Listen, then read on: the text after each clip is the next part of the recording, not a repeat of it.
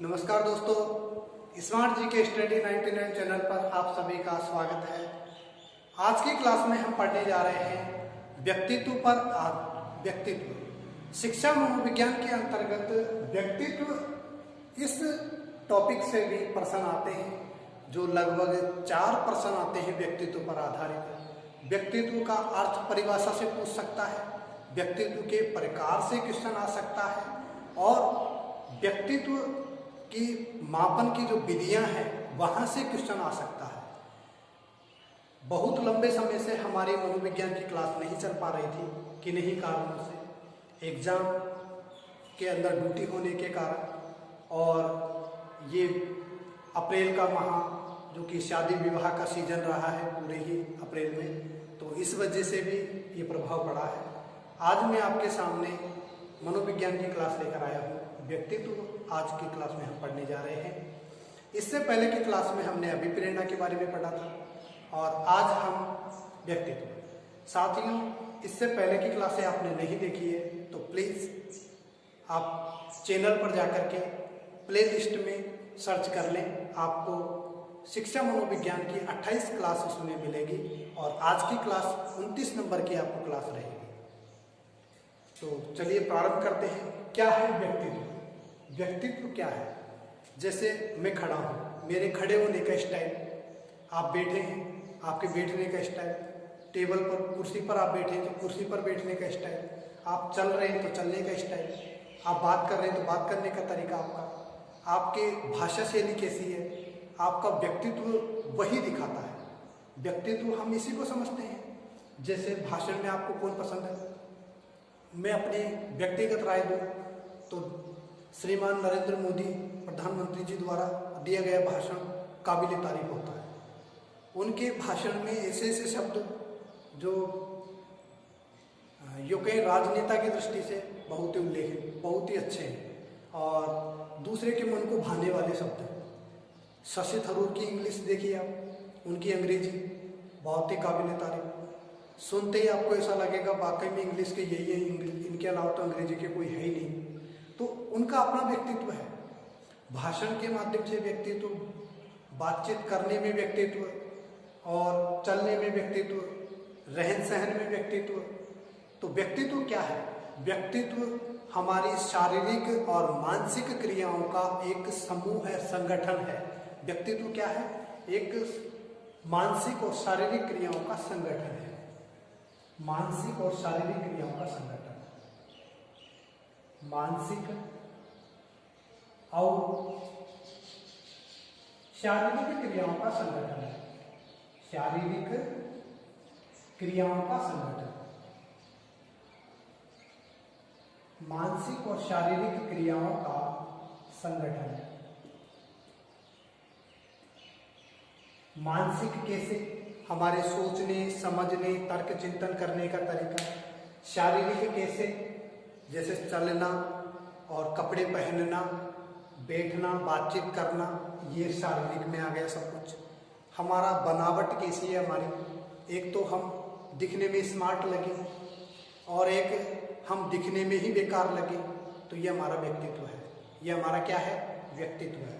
तो व्यक्तित्व शारीरिक और मानसिक क्रियाओं का एक संगठित रूप है। व्यक्तित्व को परिभाषित करने से पहले इसका अर्थ समझना जरूरी है।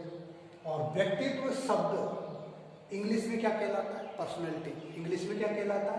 पर्सनैलिटी कहलाता है। अब इस पर्सनैलिटी शब्द की उत्पत्ति कहाँ से हुई है? पर्सन यहाँ से बनता है। पर्सन कहाँ से बनेगा? पर्सनैलिटी शब्द की उत्पत्ति कहाँ से हुई है? पर्सनैलिटी शब्द की उत्पत्ति कहाँ से हुई है? लैटिन भाषा के पर्सोना से। कहाँ से हुई है?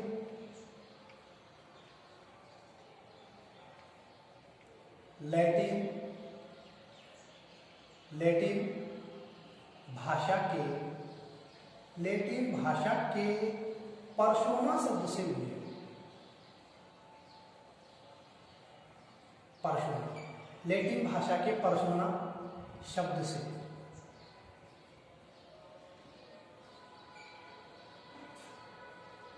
लैटिन भाषा के पर्सोना शब्द से हुई है, जिसका अर्थ होता है मुखौटा। जिसका अर्थ है, जिसका अर्थ है मुखौटा। क्या अर्थ है? मुखौटा, जिसका अर्थ है मुखौटा। मुखौटा भी कह सकते हैं, नकाब भी कह सकते हैं। नकाब, मुखौटा या नकाब जिसका अर्थ होता है। क्या है मुखौटा या नकाब? आज आपको किस रूप में जाना जाता है? आप घर में जिस रूप में रह रहे हैं, जिस प्रकार से आप घर में रह रहे हैं, क्या वैसा का वैसा बिहेव आप दूसरों के साथ करते हैं? कहीं बाहर जाने के बाद, जैसे आप ऑफिस में काम करने के लिए गए, तो क्या आप वही भाषा बोलते हैं? जैसे आप घर पर रह रहे हैं, लुंगी लगा के रह लेते हैं, टाउल में हम रह लेते हैं, हम नाइट पैंट में हम रह लेते हैं घर पर, क्या हम यही पहनावा किसी अन्य जगह पर जाकर के पहनते हैं? क्या नहीं पहनते ना। तो हमारा व्यक्तित्व बाहर कैसा है, घर में कैसा है, हमारा पहनावा कैसा है, हमारा मुखौटा कैसा है। कहते हैं कि ये तो बहुत साफ सुथरे दिल का आदमी है, नेक इरादे हैं इसके, लेकिन अंदर से कैसा है वो किसी ने नहीं देखा। जिसके ऊपर व्यवहार होता है वही जानता है कि अंदर से कोई व्यक्ति कैसा है। तो लैटिन भाषा के पर्सन यहाँ से बनेगा कि पर्सनैलिटी शब्द की उत्पत्ति कहाँ से हुई है? लैटिन भाषा के पर्सोना शब्द से हुई है, जिसका अर्थ क्या होता है? जिसका अर्थ होता है नकाब या मुखौटा। जिसका अर्थ क्या होता है? नकाब या मुखौटा। नकाब या मुखौटा जिसका अर्थ होता है। अब बात करें कि पर्सनैलिटी शब्द, ये व्यक्तित्व के प्रकार कितने हैं? व्यक्तित्व के प्रकार, लेकिन प्रकार को जानने से पहले हम पढ़ेंगे इसकी विशेषताओं के बारे में। किसकी? इसकी विशेषता पढ़ेंगे।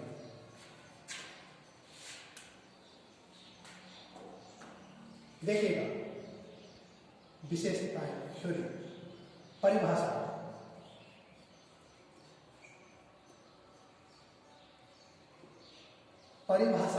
परिभाषाओं को हम पढ़ेंगे तो सबसे पहली परिभाषा आती है आलपोर्ट के अनुसार। किसके अनुसार? आलपोर्ट के अनुसार। आलपोर्ट के अनुसार। आलपोर्ट ने क्या कहा? आलपोर्ट ने कहा है व्यक्तित्व व्यक्ति की शारीरिक और मानसिक दशाएं हैं, शारीरिक और मानसिक दशाओं का संगठित रूप है जो उसे वातावरण के साथ समायोजित या संतुलित करती है। व्यक्तित्व व्यक्ति की शारीरिक और मानसिक दशाओं का संगठित रूप है। शारीरिक और मानसिक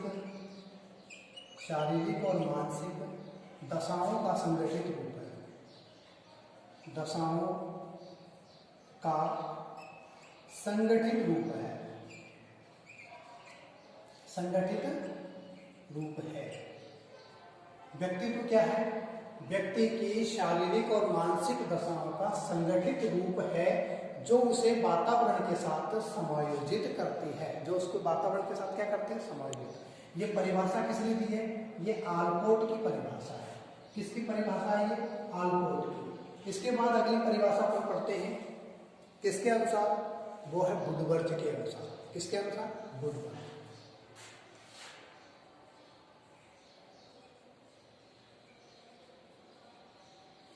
वुडवर्थ के अनुसार व्यक्ति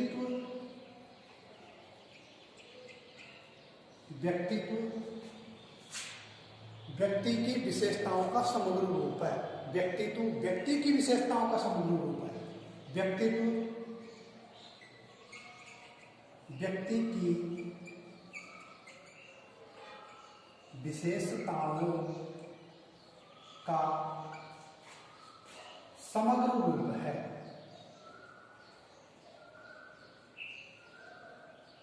व्यक्तित्व व्यक्ति की विशेषताओं का समग्र रूप है। ये किसने कहा था? ये कहा था वुडवर्थ ने। अगली है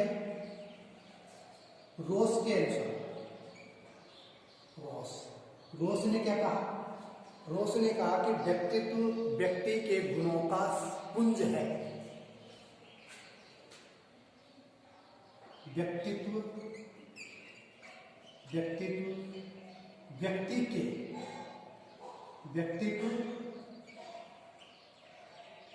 व्यक्ति के मान्य अमान्य मान्य या अमान्य, मान्य अमान्य गुणों का पुंज है, पुंज है। ये किसने कहा था? ये कहा था रोल्स ने। अब एक और गिलफोर्ड के अनुसार,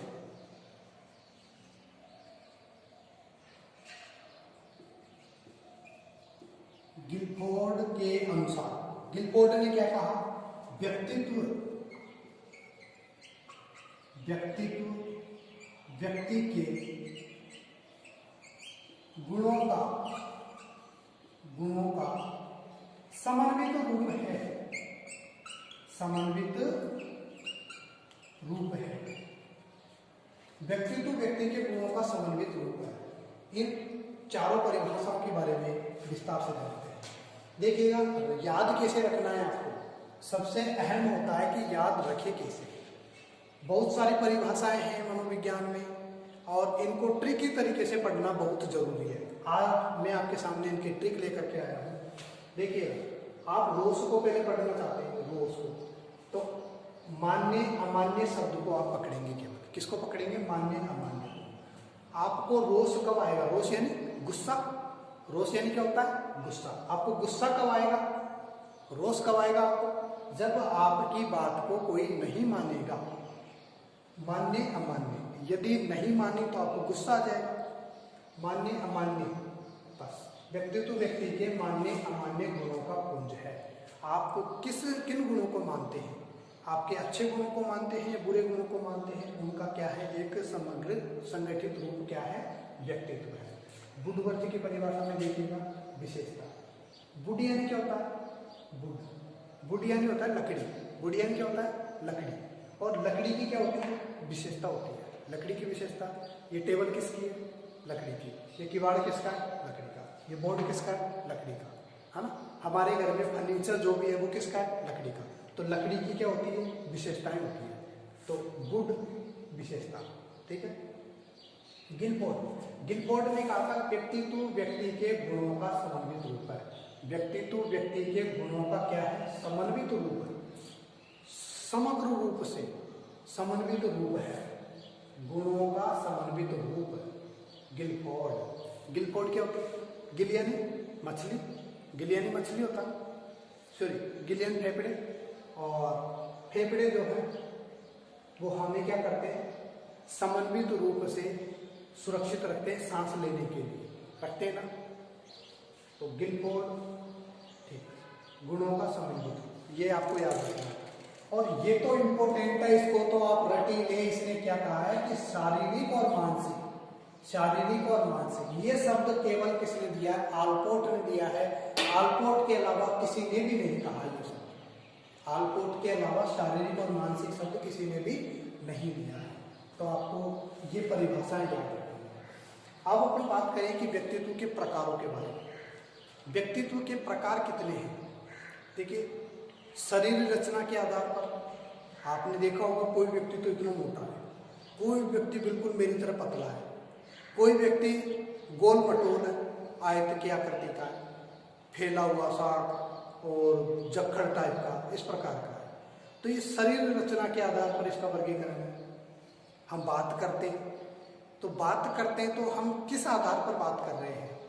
तो ये किसके आधार पर है? ये हमारे मनोवैज्ञानिक आधार पर है। मनोवैज्ञानिक आधार पर वर्गीकरण, समाज के आधार पर वर्गीकरण। आप एक सामाजिक प्राणी है, मैं सामाजिक प्राणी हूँ, और हम कहाँ रह रहे हैं? समाज में रह रहे हैं, समाज में जीवन यापन कर रहे हैं। तो हम कैसा व्यवहार कर रहे हैं? कैसा व्यवहार कर रहे हैं? हम किस प्रकार का काम कर रहे हैं? तो उनके आधार पर भी व्यक्तित्व का वर्गीकरण किया गया है। उनके आधार पर भी व्यक्तित्व का वर्गीकरण किया गया है। तो आइए पढ़ते हैं प्रकार के बारे में। ये इतना आप उतार लें, और स्क्रीनशॉट लेना चाहते हैं तो स्क्रीनशॉट ले लें।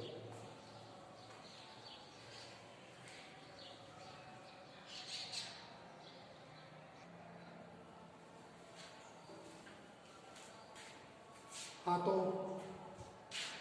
व्यक्तित्व के प्रकारों के बारे में हम पढ़ रहे हैं। व्यक्तित्व के प्रकार, देखिए, शरीर रचना के आधार पर, शारीरिक रचना के आधार पर व्यक्तित्व के प्रकार, मतलब हमारा जो शरीर है उसके आधार पर, कोई मोटा है, कोई पतला है, कोई लंबा है, कोई कैसा है, उसके आधार पर, गुणों के आधार पर किसी में कौन सा गुण प्रधान है, कोई आलसी है, कोई झगड़ालू प्रवृत्ति का है, तो कोई ब्राह्मण देवता प्रवृत्ति का है ना। मनोवैज्ञानिक आधार पर कि मानसिक रूप से किस प्रकार का है, अंतर्मुखी है कि बहिर्मुखी है कि उभयमुखी है। समाज शास्त्रीय आधार पर समाज कहता है कि भाई वैज्ञानिक है कि अब आर्ट, कोई मिस्त्री है, कोई कलाकार है, या कोई बढ़िया है, कोई क्या है, उस आधार पर, कोई राजनेता है कि कोई पुजारी है, उसके आधार पर वर्गीकरण। आधुनिक दृष्टिकोण कहता है कि जैसे भावशील कर्मशील विचार से। तो आइए इन्हीं के ऊपर हम बात करते हैं। शारीरिक रचना के आधार पर, शारीरिक रचना के आधार पर सेल्डन ने वर्गीकरण दिया है कितने प्रकार का? 3 प्रकार का। शारीरिक रचना के आधार पर सेल्डन के अनुसार कितने प्रकार का व्यक्तित्व है? 3 प्रकार का। कौन कौन सा है? एंडोमार्फिक, एंडोमार्फिक, एंडोमार्फिक जो कि गोलाकार, मतलब बिल्कुल गोलगट्ट, गोलगट्ट कहते हैं ना कि तो बिल्कुल गोलगट्ट है, खा खा के मोटा हो रहा है, गोलगट्ट हो रहा है, वो गोलगट्ट। एंडोमार्फिक बिल्कुल एंड, अंडे की तरह, किसकी तरह?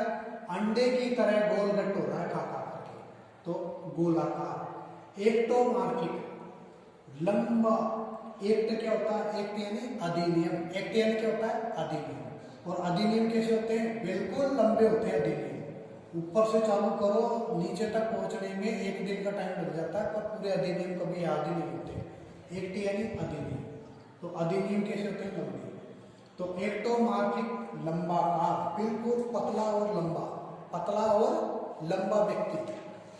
मेसोमार्फिक, मेसोमार्फिक मतलब आयताकार, मेसोमार्फिक मतलब आयताकार, ये इस प्रकार की आकृति का, जैसे यहाँ से चालू हुआ इस प्रकार से फैल गया और ये फैलता ही चला, तो ये क्या है? ये आयत की आकृति का है। किसकी आकृति का? आयत की आकृति का, मेसोमार्फिक आयत की आकृति का है। बात करते हैं क्रेचमर के अनुसार वर्गीकरण। क्रेचमर ने 4 प्रकार का बताया। कैसा कैसा बता दिया? गोलाकार मतलब बिल्कुल गोलगट्ट, लंबाकार बिल्कुल लंबा पतला, कृष्णकाय, कृष्ण यानी दुबला पतला शरीर, कृष्ण जैसा मेरा दुबला पतला है, हाँ तो दुबला पतला शरीर, कृष्णकाय। सुडोलकाय हष्ट पुष्ट, जैसे पहलवानों के नहीं होते कि बॉडी बिल्डर के जो नाल वगैरह उठाते हैं, इस प्रकार के जो व्यक्ति होते हैं उनका कैसा रहता है? सुडोलकाय रहता है, उनका कैसा रहता है? सुडोलकाय। मिश्रित काय, मिश्रित मतलब सभी का मिला जुला रूप, जो ना तो मोटा हो, ना पतला हो, ना गोलगट्ट हो, ना आयत की आकृति का हो, बिल्कुल से अच्छा स्मार्ट। मिश्रित काय मतलब स्मार्ट ही होता है ना, मिश्रित काय। अब बात करते हैं गुणों के आधार पर। गुणों के आधार पर जो वर्गीकरण किया गया है वो कपिल मुनि के अनुसार देखिएगा कि सतोगुणी, रजोगुणी और तमोगुणी। सतोगुणी, रजोगुणी और तमोगुणी। सतोगुणी जिसमें सत प्रधान हो, जैसे धार्मिक प्रवृत्ति के, कैसे? धार्मिक प्रवृत्ति के, धार्मिक प्रवृत्ति वाले, धार्मिक प्रवृत्ति के इंसान कैसे होते हैं? सतोगुणी होते हैं, है ना, जो दूसरों के बारे में सोचते हैं और जिनमें अच्छे विचार होते हैं, वो कैसे होते हैं? सतोगुणी।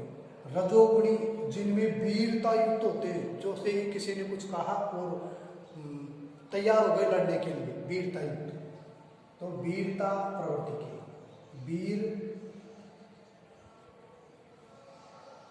वीर प्रवृत्ति, कैसी प्रवृत्ति है? वीर प्रवृत्ति के इंसान है। तमोगुणी जो आलसी प्रवृत्ति के हैं, कैसे हैं? आलसी, आलसी प्रवृत्ति के, वीर प्रवृत्ति के, धार्मिक प्रवृत्ति के, आलसी प्रवृत्ति के।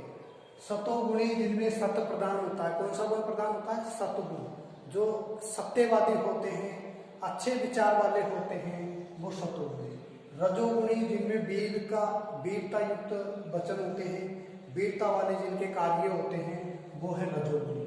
और तमोगुणी जो आलसी प्रवृत्ति के होते हैं, झगड़ालू प्रवृत्ति के होते हैं, वो है तमोगुणी। खा खा करके पड़े रहते हैं, कोई काम नहीं करते, वो कैसे हैं? वो तमोगुणी है। वो आलसी प्रवृत्ति की है।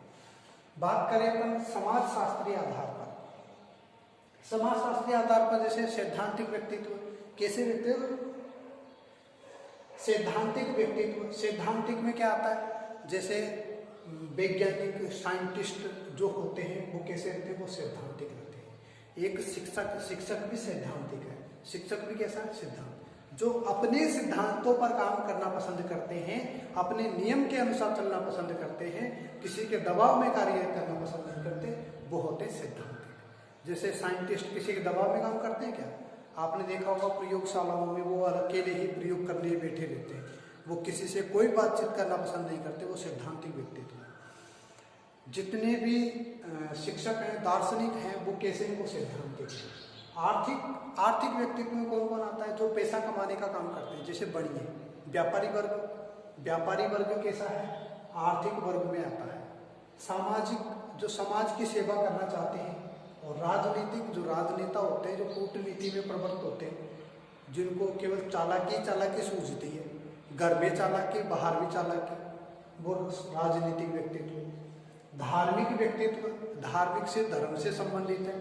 धार्मिक में क्या तात्पर्य, धर्म से संबंधित, जैसे संत है, पुजारी है या ऋषि मुनि है, वो धार्मिक प्रवृत्ति के होते हैं। कलात्मक की बात करें तो कलात्मक प्रवृत्ति में कलाकार आ जाएंगे, कौन आएंगे, कलाकार। कलात्मक प्रवृत्ति में कलाकार आएंगे। कलाकार भी कैसे, जैसे चित्रकार आ गए, मूर्तिकार आ गए, इस प्रकार से चित्रकार, मूर्तिकार, ये सभी क्या है, कलाकार है। लिख देता हूं उनमें आपकी सुविधा के लिए।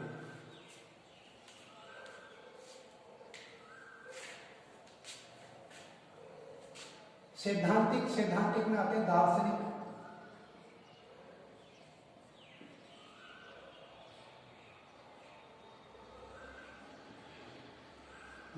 हो गए। दार्शनिक के अलावा वैज्ञानिक हो गए। दार्शनिक है, वैज्ञानिक है,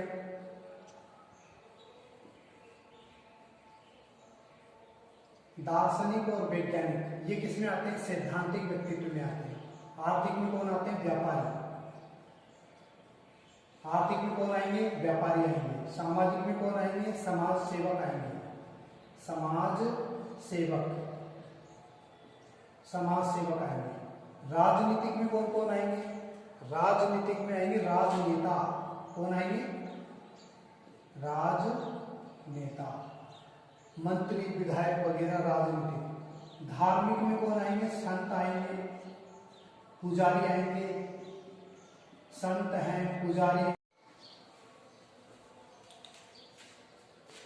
आधुनिक दृष्टिकोण के अनुसार देखिए, आधुनिक दृष्टिकोण के अनुसार आता है भावशील व्यक्तित्व। भावशील व्यक्तित्व में कौन है, जो भावनाओं में खोए रहते हैं और हमेशा दुखी रहते हैं।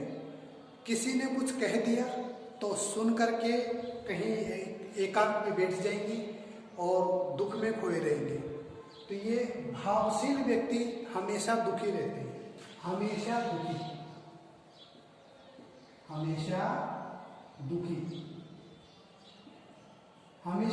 भावनाओं में खोए हुए रहते हैं। और कर्मशील व्यक्ति, ये कर्म करते हैं, मजे करते हैं। 2 रोटी का रोजगार मिल गया और आराम से काम करेंगे, मजे करेंगे, हमेशा सुखी रहते हैं, कर्म पर आधारित और सुखी। कर्म पर आधारित और सुखी।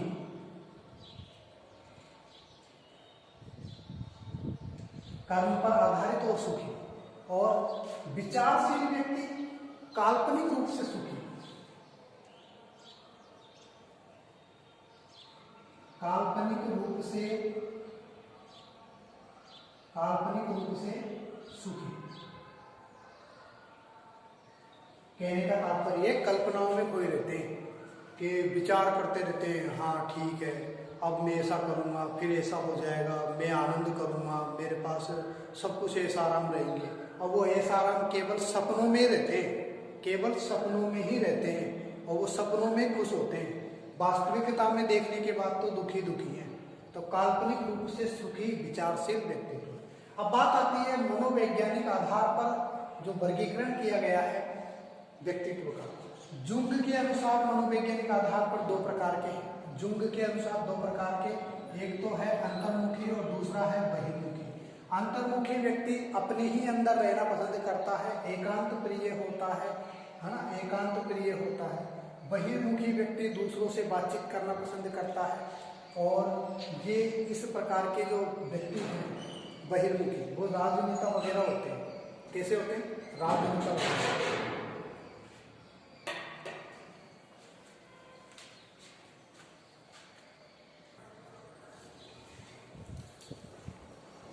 तो जुंग के अनुसार कितने प्रकार का है?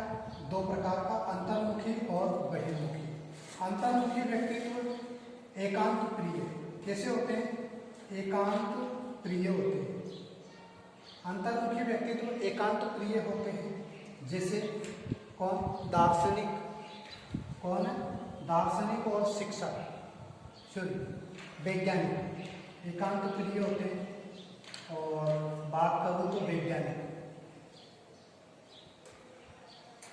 वैज्ञानिकों को आप एकांत में छोड़ दें क्योंकि वो एकांत में काम करना पसंद करते हैं। बहिर्मुखी की मैं बात करूं,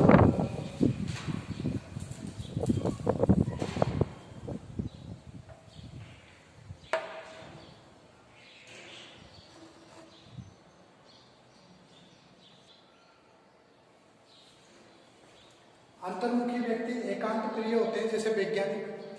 बहिर्मुखी व्यक्ति राजनेता। बहिर्मुखी व्यक्तित्व में आते हैं राजनेता। राजनेता के अलावा कौन आते हैं?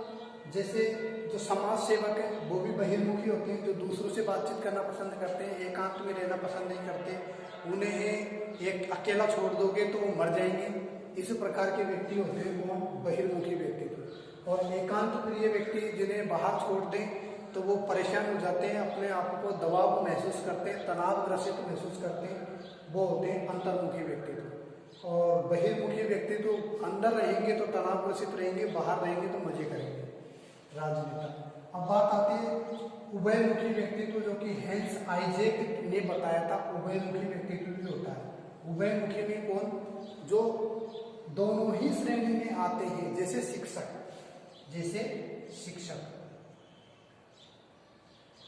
शिक्षक जब अध्ययन कर रहा होता है तो कौन सी? उभयमुखी होता है ना। अध्ययन कर रहा होता है तो अंतर्मुखी, अब पढ़ा रहा होता है जो बहिर्मुखी होता है। तो दोनों ही श्रेणी में आने वाला होता है शिक्षक। तो आज की क्लास में हमने व्यक्तित्व का अर्थ, परिभाषा और प्रकार के बारे में पढ़ा है। कल की क्लास में हम व्यक्तित्व के सिद्धांत और व्यक्तित्व मापन की विधियों के बारे में पढ़ेंगे। बने रहिए चैनल पर अंत तक। Thank you.